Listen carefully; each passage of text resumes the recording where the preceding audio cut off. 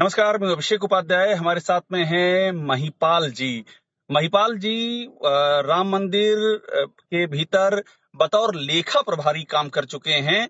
महिपाल जी, आपसे मुझे जानना है, राम मंदिर में जो बातें सामने आई हैं, जिस तरह से दान से रामलला के दान से चोरी की बात सामने आई है, पूरे देश में लोग स्तब्ध हैं। अखबार में खबर छप गई है, लोगों को पकड़ा गया है, हिरासत में लिया गया, पूछताछ की जा रही है। आप वहां पर पहले लेखा प्रभारी रहे जब से राम मंदिर का कामकाज वहां पर अपनी पूर्णता को आगे बढ़ा है। जरा मुझे पहले अपना परिचय दीजिए आप, और फिर बताइए कि राम मंदिर में हुआ क्या है। भाई साहब, परिचय तो बहुत पुराना 1968 से है। हम संगठन के व्यक्ति हैं और अभी लेकिन ज्यादा नहीं कहना चाहेंगे, इतना कहना चाहेंगे हम राम जन्मभूमि तीर्थ क्षेत्र के अ, जनवरी 2021 से और मई 2022 तक लेखा प्रभारी रहे। पूरा नाम और क्या ये लिखते जो हैं अपना? चोरी थी, पूरा नाम क्या लिखते हैं आप? महिपाल सिंह। महिपाल सिंह जी। बताइए महिपाल जी, ये अब जरा मुझे बताइएगा, आप जब लेखा प्रभारी थे, जो अभी बात सामने आई है दान पात्र से चोरी वाला मामला, आप जब लेखा प्रभारी थे तब आपने क्या देखा था? क्या तब भी इस तरह की बातें थी जिन्हें दबा दिया गया था क्या? हम हमारी ड्यूटी थी, हम्म। जो पुलिस चौकी थी उसमें एक डोनेशन को काउंटिंग का एक कक्ष बना हुआ था। हम्म। सीसीटीवी कैमरा वगैरह सब उस समय थे। एक रत्नेश चतुर्वेदी और एक गगनदीप, दो अधिकारी बैंक के आया करते थे। 14 लड़के जो नोटों की छटनी करते थे उसके लिए आया करते थे। हम उस कार्य के प्रभारी थे। अ, हमारे सामने काउंटिंग होती थी, तो प्रतिदिन वो कुछ नोट ज्यादा पैक करके ले जाते थे। लेकिन उसका पता यूं नहीं चल पाया कि हमारा सोफा बहुत दूर लगा हुआ था और काउंटिंग की जहाँ पर गड्ढियां बनती थी वो जगह थोड़ी दूर थी, और जो बक्सा जिसमें नोट फेंके जाते थे वो बक्सा और भी कुछ दूर था। तो वो 10 गड्डी के स्थान पर जब पैक करते थे तो 11, 12, 13 जो भी उनको सुविधा लगती थी उसके हिसाब से उसको पैक करके और उसको फेंक दिया करते थे। और वाउचर जो बनता था वो 10 गड्डी के हिसाब से बनता था। इस तरह से प्रतिदिन ये चोरी होती थी। एक दिन जब हमें डाउट हुआ, हमने बक्सा वापस खुलवाया, तो उस समय 5 लाख रुपए वो ज्यादा ले जा रहे थे, जिसको हमने रुकवाया। फिर इस घटना की जानकारी हमने गोपाल जी भाई साहब को और चंपत राय जी भाई साहब को दे दी थी। ये दूसरे कब दिन की बात है? तेंदुआ आया। ये कब की बात है? कब आप ये वाकया हुआ था जब नोट की गड्डी में हेर फेर हो रही थी? तो कब की बात है ये? ये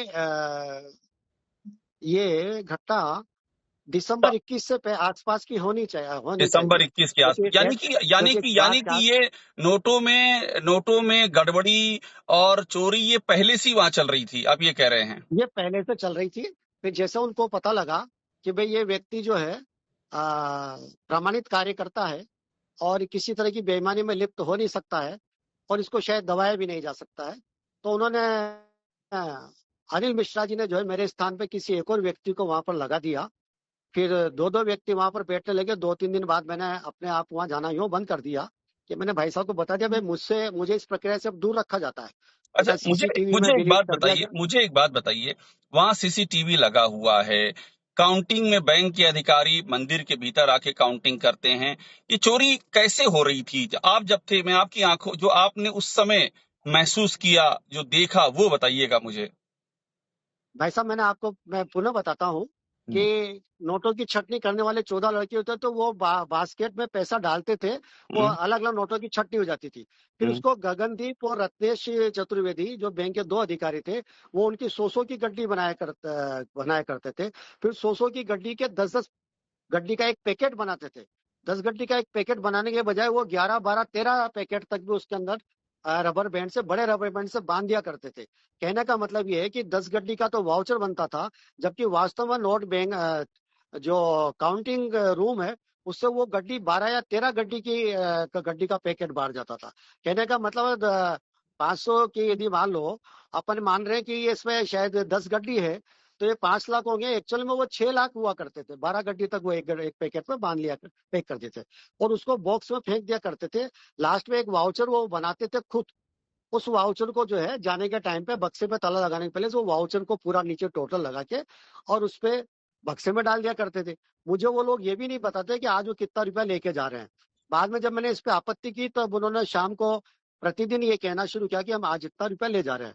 मैं अपने अलग गेट से जो बाहर जगन्नाथ मंदिर की तरफ पुल का बैरियर है वहां से मैं वापस आ जाता था, और उनकी जीप पीछे आती थी, वो गाड़ी में वो लोग जो है पीछे वाले गेट से, जो सुग्रीव किला की तरफ जो गेट था उधर से वो लोगों की गाड़ी आती थी और उसमें वो बक्से को रख के ले जाया करते थे। कहने का मतलब प्रतिदिन जो है लगभग 120% पैसा ले जाया जाता था। वाउचर कम से कम 5-6 लाख रुपए प्रतिदिन का कम बनता था। अब वाउचर मुझे एक पे बात शायद बताइए, टेन्नू जो मुझे थोड़ा सा अपना थोड़ा सा कैमरे से और पीछे हो जाइए ताकि आप ठीक से दिख सके हमको। थोड़ा सा पीछे होके बात कीजिए। हाँ, मुझे एक बात और बता दीजिए कि आप ये कह रहे हैं कि बैंक के लोग ये काम करते थे, क्या जो अंदर के लोग वहां थे जो ट्रस्ट से लगाए, क्या उन लोगों को जानकारी नहीं होती थी ये चल रहा है?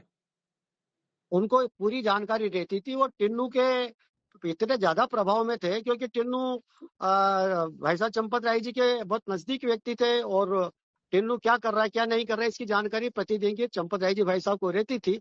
तो हर कोई व्यक्ति को टिन्नू के आभा मंडल की जानकारी थी। सब ये जानते थे टिन्नू जो व्यवस्था कर रहा है, इस व्यवस्था के पीछे जो है श्री चंपत राय जी भाई साहब है।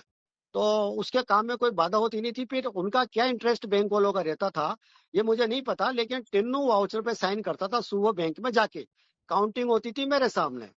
तो मुझे ये नहीं पता होता था कि सुबह जो वाउचर लगा है बैंक में वो कितने रुपए का लगा है, यानी जो है बैंक के वाउचर कितने रुपए का आज बना है कि इतना कैश जमा हुआ है, वो उस फिगर की मुझे जानकारी नहीं होती थी। और मेरे सामने जो नोट छांट के ले जाए गए उसको टिन्नू को जानकारी रहती थी कि आज इन लोगों ने इतना पैसा लिया है।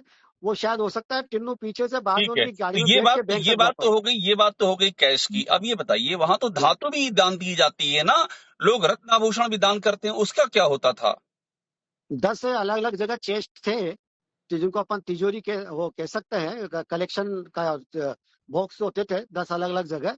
वहां पर श्रद्धालु लोग अपने कान की बाली, नाक की कोई धातु, कोई ब्रेसलेट, इस तरह की कोई भी छोटी चीज से लेके बड़ी चीज जिसकी जो श्रद्धा हो वो डाल दिया करते थे। 10 चेस्ट में अलग अलग में वो चीज निकलती थी, उसको एक डिब्बे में डाला जाता था।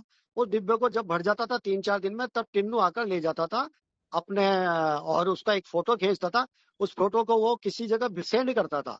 मैं उनको पूछता था ये आपने क्या किया, उन्होंने कहा भाई ये मैंने यथा स्थान जो है सेंड कर दिया है जहां पर इसकी एंट्री होती है। मैंने कहा ये आप कहाँ भेजते हो, कि मैंने भाई साहब को भेज दिया। भाई साहब कौन? चंपत राय जी। तो मतलब क्या धातु की भी चोरी होती थी? धातु की तो कोई रसीद बनी नहीं मेरे ख्याल से आज तक। अच्छा, धातु की रसीद ही नहीं धातु, बनी? कितनी हाँ जो धातु चेस्ट आई में और कितनी कितना रखा, कोई हिसाब नहीं इसका? वो हिसाब नहीं है। चेस्ट में जो धातु निकलती थी उसकी आज तक कभी कोई रसीद बनी नहीं है। जो कार्यालय में आकर कोई जमा कराता था उसका वेट करने की मशीन थी, और उसका वेट होता था, उसमें नंबर लगता था, रसीद का नंबर चढ़ता था, सब चीजें होती थी। कार्यालय में जो पैसा जो धातु आ जाती थी उसका विधिवत तरीके से निस्तारण होता था। लेकिन जो चेस्ट में दान पात्रों में जो धातु निकलती थी उसकी कभी कोई एंट्री मेरे मौजूद रहते समय तक हुई नहीं। और एक बात मुझे मुझे और जैसा बता ध्यान दीजिए, है, बस एक बात और बता दीजिए, आपने कभी ये सब बातें ट्रस्ट के जिम्मेदार लोगों को बताई नहीं कि भगवान राम के मंदिर में क्या चल रहा है? हमारी साप्ताहिक बैठक गोपाल जी भाई साहब लिया करते थे। उस गोपाल जी बैठक भाई में साहब मैंने उन कौन? सब, गोपाल जी भाई साहब कौन? गोपाल जी भाई साहब जो इस समय काफी चंपत राय जी से सेकंड है, हम्म। और वो हमारी साप्ताहिक बैठक लेते थे कार्यालय में, तब मैंने उनको ये चीज बताई थी। हम्म। उसके बाद दूसरे दिन से जो है अपने अनिल मिश्रा जी ने मेरे स्थान पे किसी और को बिठा दिया। 2-3 दिन हम लोग साथ बैठे। उसके बाद जब मुझे लगा कि मेरे स्थान पे किसी और को लगा दिया गया है, सीसीटीवी की फुटेज सारी डिलीट हो ही चुकी थी, तो पूरा षड्यंत्र मेरे समझ में आ गया था। मैंने अपने आप को इस व्यवस्था से अलग कर लिया। एक भाई मिनट साहब रुकिए, से एक क्षमा मिनट, एक बात और पूछी। इम्पोर्टेंट, आप कह रहे हैं सीसीटीवी की फुटेज डिलीट की गई? ये क्या मामला था? जी। एक बार जो है किसी न किसी कारण से टिन्नू वहां अंदर आ गए थे, और कोई चीज जो है बैंक वालों को भी लगी कि आज के दिन कुछ गड़बड़ ऐसी हो गई है जिसको अगर ये उठाएंगे तो हम मैनेज नहीं कर पाएंगे। उन्होंने टिन्नू को बताया कि टिन्नू दूसरे दिन किसी व्यक्ति को पकड़ के लाया, और उस दिन काउंटिंग नहीं हुई। पूरे दिन केवल सीसीटीवी फुटेज को डिलीट करने का ही काम हुआ। कितने कितने पीरियड की सीसीटीवी फुटेज डिलीट की गई, एक अंदाज से कितने समय की? पिछले पिछले 8 महीने लगभग की। 8 महीने की? जी भाई साहब। अच्छा, मुझे एक बात बताइए, तो प्रभु श्री राम का के मंदिर का मामला है, हम सबके आराध्य हैं, आप क्या इस मामले की जांच में पूरा सहयोग करेंगे महिपाल जी? भाई साहब संघ की इसमें कोई गलती नहीं है, भाजपा की इसमें कोई गलती नहीं है। और नेतृत्व की कोई गलती मैं नहीं मानता, लेकिन गोपाल जी भाई साहब और चंपत राय जी भाई साहब नहीं इसके नहीं, लिए मैं पूरी किसी तरह दोषी है। गलती की बात ना, हम किसी गलती की बात, हम इसमें कोई पॉलिटिकल एंगल नहीं ढूंढ रहे हैं। हम ये कह रहे हैं कि इस मामले की अब चूंकि जांच चल रही है, तो आप भी पूरा अपनी ओर से सहयोग करेंगे। आपके पास जो जानकारी है, आपसे अगर पूछा जाए तो आप पूरा सहयोग करने को तैयार हैं ताकि सत्य सामने आए, महिपाल जी? मैं पूरा सहयोग करूंगा, मुझे पूरा सहयोग करना चाहिए, मैं किसी से डरता नहीं हूँ। और अभी ये प्रकरण प्रभु श्री राम जी ने 4 वर्ष की चुप्पी के बाद खुद में खोला है। हम्म। और सहयोग की बात है कि मैं उस दिन, जिस दिन ये प्रकरण प्रेस में आ रहा होगा, उस समय मैं था वहां पर और मुझे ऐसा कुछ जानकारी में नहीं था। मैं ट्रस्ट के जो आजीवन ट्रस्टी हैं दिनेंद्र दास जी, उनसे भी हम्म। मिलके आया था। हम्म। उन्होंने फिर वापस मेरे को वही सारी चीजों की याद दिलाते हुए कहा कि भगवान इनका इलाज स्वयं कभी करेगा। ये बात आपसे दिनेंद्र जी ने कही जी, उन्होंने मेरे को कहा कि कि भगवान आप इलाज सही थे, करेगा। आप सही थे, ये चीज प्रमाणित हो रही है, प्रभु इनका इलाज करेगा। ये बात हम्म। मैं आपसे पहले भी कह रहा था और मैं आपको अभी भी कह रहा तो हूँ। दिनेंद्र जी तो भगवान खुद ट्रस्ट इस ट्रस्ट लड़कों के ट्रस्टी हैं वो तो। जी है ना भाई साहब। तो उन्होंने इस घटना के सामने आने के बाद आपसे कहा कि आप सही थे, भगवान इन लोगों का इलाज करेगा जो जो इस मामले में जी दोषी हैं। जी, मेरी उनसे रूबरू बात हुई और फिर जब मैं ट्रेन में था तब उनका आगे होकर खुद मेरे पास फोन आया ठीक है, और ठीक उन्होंने है। बताया कि महिपाल जी कुछ इसमें चल रहा है और प्रभु खुद जो है, प्रभु खुद इन सब लोगों का इलाज करेंगे। ठीक, महिपाल जी, बहुत बहुत शुक्रिया हमसे बात करने के लिए। हाँ, सबसे अच्छी बात ये लगी कि आपने ये कहा कि आप पूरा जांच में सहयोग देने को तैयार हैं। और हम बता दें, ये इंटरव्यू भी हम इसीलिए कर रहे हैं ताकि सत्य सामने आए। ये प्रभु श्री राम की आस्था का विषय है, हमारे आराध्य हैं प्रभु श्री राम। जो भी दोषी हो इस जांच में सामने आना चाहिए और उस पर ऐसी कार्रवाई होनी चाहिए जो कि नजीर बने। महिपाल जी, बहुत शुक्रिया अपनी बात कहने के लिए आपका। एक चीज आप और बता दें, जी। वहां पर एक सीए थे हमारे समय पर, अभी हैं या नहीं मुझे पता नहीं है, हाँ। चंदन राय उनका नाम है। जी जी। निर्माण सामग्री के जो बिल आते थे हम्म। उनको पास करने में वो एजेंसी को, जिसका बिल होता था, उसको परेशान करते थे। हम्म। और वो अच्छा। बिल तब पास होता था जब चंदन राय को संतुष्ट किया जाता था। ओ, बहुत गंभीर बातें आप कर रहे हैं। हम ये सब बातें इसलिए हम चाहते हैं सामने आए ताकि एक एक बात की जांच हो जाए। सत्य सामने आना चाहिए, जो निर्दोष हो वो सुरक्षित हो और जो दोषी हो उस पर कार्रवाई हो। बहुत शुक्रिया हमसे बात करने के लिए आपका, महिपाल जी। जय श्री राम। जय श्री राम।